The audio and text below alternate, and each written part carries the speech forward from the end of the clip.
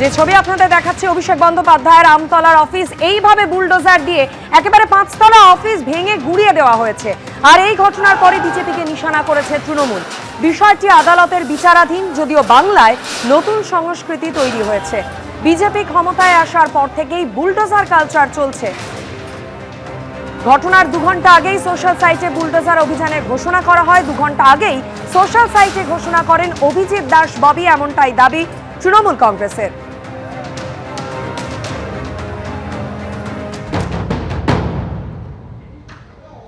অভিষেক ব্যানার্জি তো ভারতবর্ষের আইনের ঊর্ধ্বে নন।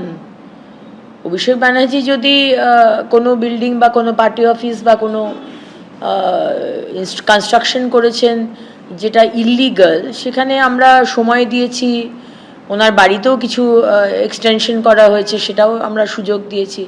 তারপর যদি সেটাকে ঠিক না করা হয় বা যেটা আমরা দেখি একেবারেই ইললিগাল, সেখানে তো আমরা ডেমোলিশ করবই। এবার শুধু অভিষেক ব্যানার্জি নন, অভিষেক ব্যানার্জি আজকে যুবরাজ বলে তার কথাটা সামনে আসছে, এরকম অনেক বিল্ডিং আছে যেগুলো আমরা নোটিশ পাঠাচ্ছি, এবার আমরা ডেমোলিশ করব।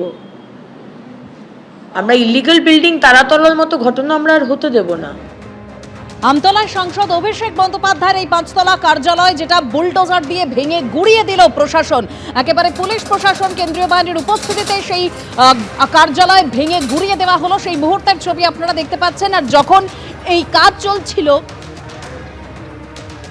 তখন বাইরে বিজেপি কর্মীদের উচ্ছ্বাস ছিল চোখে পড়ার মতো।